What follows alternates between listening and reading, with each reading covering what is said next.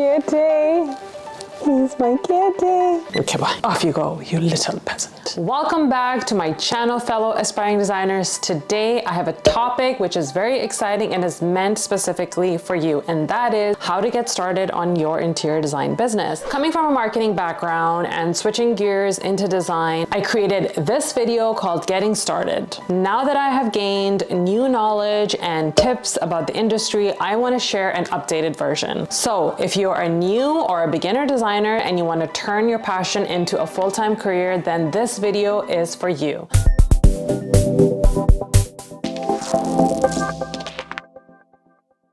I have made some notes because, thought really hard about this. So I'm going to be referring to my well thought out notes so that I can give you the best value. Okay, so the first step in starting your interior design business is finding your niche. Interior design, as you know, is a vast field. So specializing in something that is specific will definitely help you land the right clients who have the budget to make sure that their job is done properly. This is going to instantly help you stand out and not get you lost in an overly saturated industry in which everyone that I find is either interior decorator or an interior designer. The very first podcast that I actually did on the design table was with a fellow entrepreneur who shared this great advice. Set up the most basic form of communication to your target audience.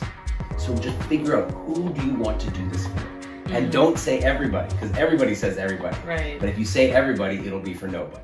So you really have to consider what style, space, or theme that you feel most passionate about. It could be residential spaces or commercial spaces. Do you want to focus on hotel and hospitality, or do you want to focus on more eco-friendly designs? These are all the things that are available to you. So you really have to figure out what is a specific segment that you are most passionate about and that you find yourself being the most creative at. For example, if you really want to do kitchen design and create all these Pinterest-worthy moments, then you better make sure that the word kitchens is in your mission statement. Or if you're creating content on Instagram and you're trying to create a portfolio, then make sure that your content is relevant to the category of kitchens. Don't waste your time talking about other things like bedroom design or talking about pool design, because that's just going to confuse your audience. And again, it's going to take you away from your mission statement. So finding your niche is going to give your business a unique identity, which is extremely important to get started. The next step is building your portfolio, which I know can be daunting, but we're gonna make it a little bit easier for you. Before you attract any clients, you need to make sure that you create a portfolio that showcases your skills and creativity. If you're just starting, offer your services to friends and family, or take a project on a pro bono basis. Don't underestimate the power of social media either. Platforms like Instagram and Pinterest are great for sharing your work and for gaining exposure. Now, here's a tip for you.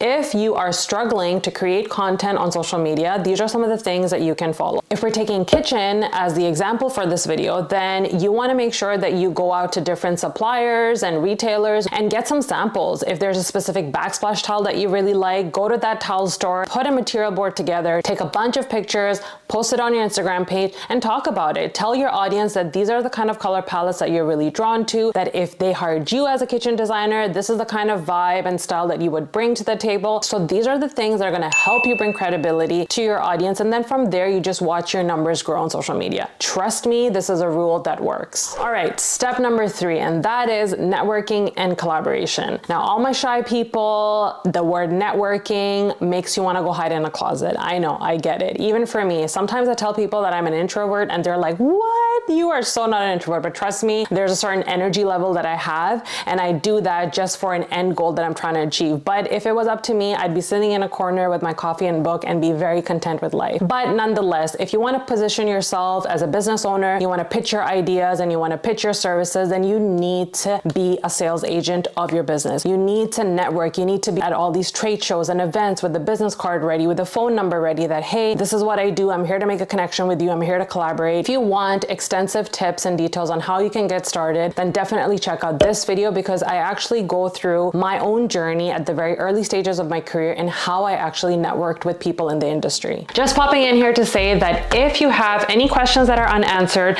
and are looking to get help with your interior design business, then I would highly recommend that you book my one-on-one coaching service, in which you will get the opportunity to sit down with me and have an in-depth conversation over a virtual coffee chat, in which I'll be more than happy to address some of your problems and provide you with solutions that's going to help you grow your interior design business. Simply go on my website, pick the service one-on-one coaching, and select a time that works best for you. I look forward to connecting with you.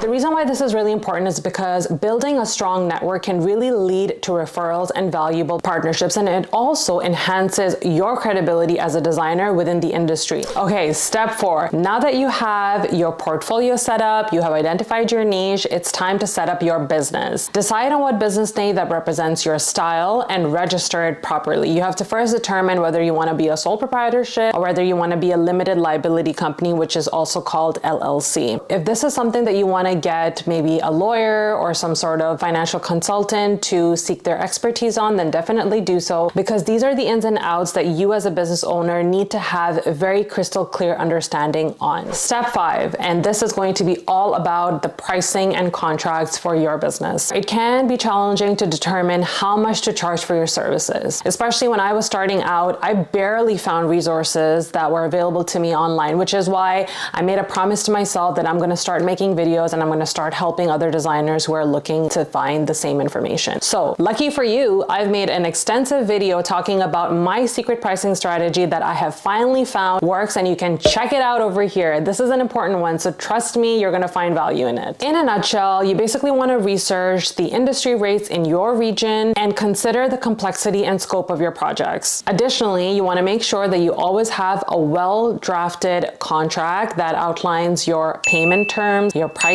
and your project timeline expectations to protect both yourself and your clients. Very recently, I made a video on the specific topic where I share my go-to template on creating a very clear, detailed, and robust design service agreement that will definitely help you get started on making your own. All right, step number 6, marketing your business. And this is something that I am good at. That's one thing that I can say that I did well, because yes, I have a marketing degree and I have a background in it. But you know what? I am going to say that marketing does not require rocket science.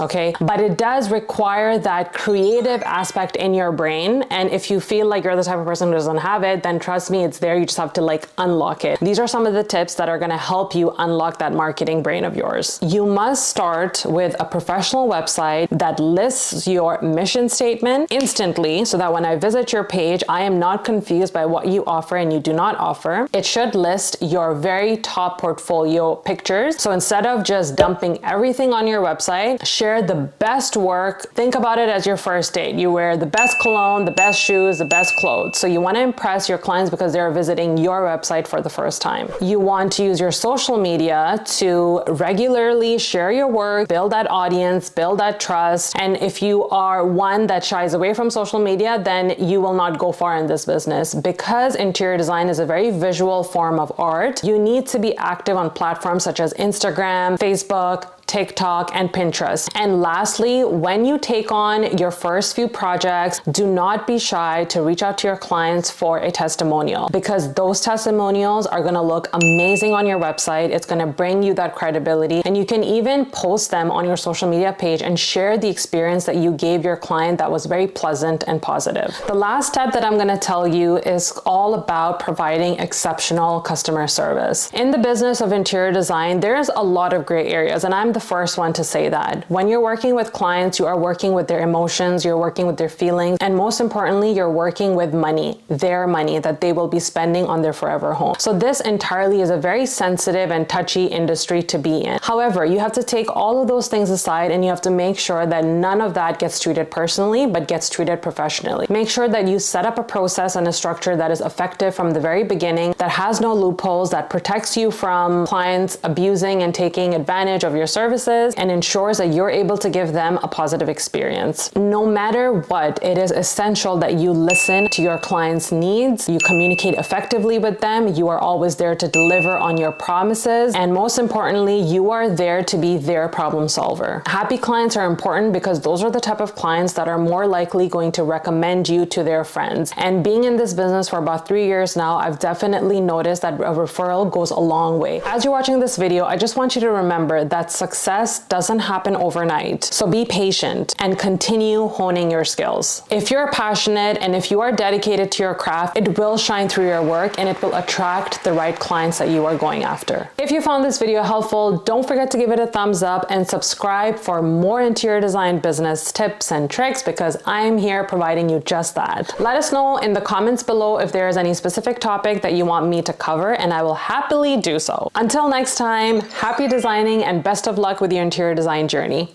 Bye-bye.